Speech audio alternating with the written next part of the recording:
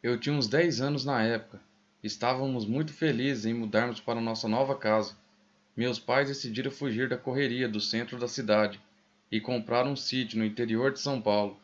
Nossa família era constituída de meus pais, minha irmã de 8 anos, eu de 10, meu irmão caçula de 3 e minha avó, mãe do meu pai, já bem velhinha. Andava com dificuldades e era de poucas palavras. Ela passava o tempo todo sentada na sua cadeira de balanço, com seus rolos de linha fazendo crochê. E tínhamos também nosso cachorro, o Bob. Meu pai antes arrumou escola para todos nós. Aquele dia nos instalamos na casa. Ao passarmos por aquela porteira, eu senti que havia algo de errado. Não sei explicar, o ar parecia pesado. Apesar de ser um lugar antigo, tudo estava muito bem reformado, como novo. Jardim e grama, bem cuidados. A casa era bem grande. Escolhemos nossos quartos, todos estávamos muito alegres. A cadeira de balanço de nossa avó ficava na sala, perto de uma grande janela que dava para o jardim. Assim que nos instalamos, passamos eu e meus irmãos e Bob a explorar o grande terreno que circundava a casa. Havia muitas árvores frutíferas, flores e plantas, goiabeiras, mangueiras, coqueiros, pitangueiras.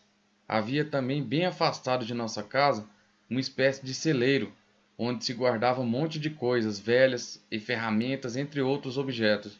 Quando adentramos aquele local e começamos a olhar as coisas velhas que ali havia, nosso cachorro Bob empacou, não quis entrar por nada.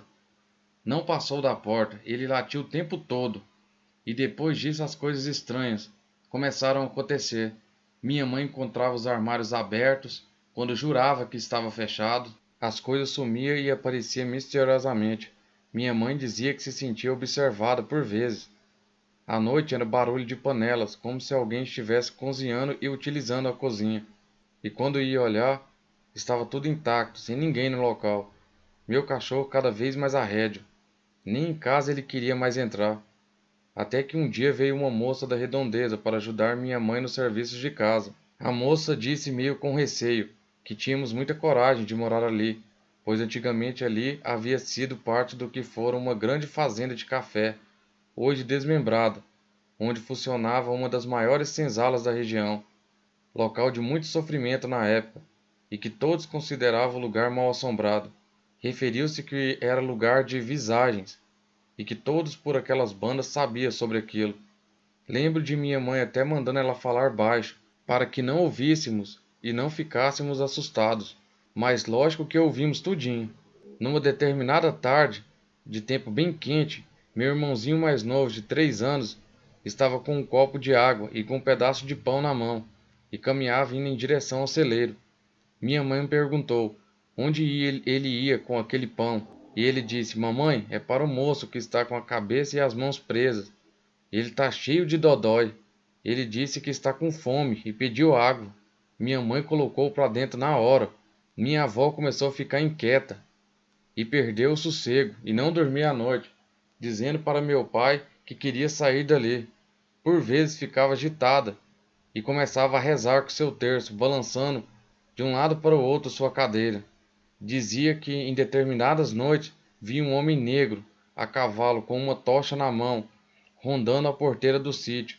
Meu pai não levava nada a sério do que lhe contavam. Numa noite, já bem tarde, acordei com meu irmãozinho dormindo ao meu lado na minha cama. Ele nunca havia feito isso, mas deixei. De manhã ele falou que não conseguiu dormir, pois tinha ao lado de sua cama uma velha lavando roupas e um negro fumando charuto. Contei para minha mãe. Ela já estava assustada com tudo aquilo.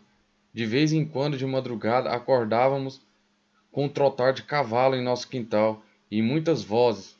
E quando meu pai saía para olhar, encontrava o mais profundo silêncio. Ao final de uma tarde de domingo, quase às 18 horas, estávamos na mesa da cozinha lanchando, quando ouvimos todos ao mesmo tempo o choro de um bebê recém-nascido, um choro forte e nítido, que parecia estar dentro do cômodo que estávamos. Ninguém entendeu nada. Ficamos ali estáticos, ouvindo aquilo. Meu pai pálido, feito um papel e mudo. Foi quando a minha avó, com uma rapidez incrível, se levantou. Nunca tinha visto a velha andar tão rápido e ser tão ágil. Pegou um copo de água e colocou um sal e começou a jogar aquela água nos cantos do cômodo, enquanto dizia: Eu te batismo em nome do Pai, do Filho e do Espírito Santo.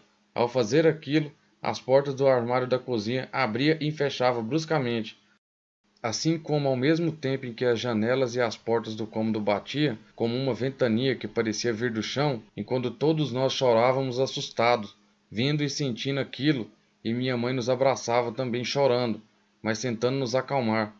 Minha avó repetia a oração firme e continuava jogando água pelos cantos e repetindo aquelas palavras, quase aos gritos, até que o choro do bebê cessou.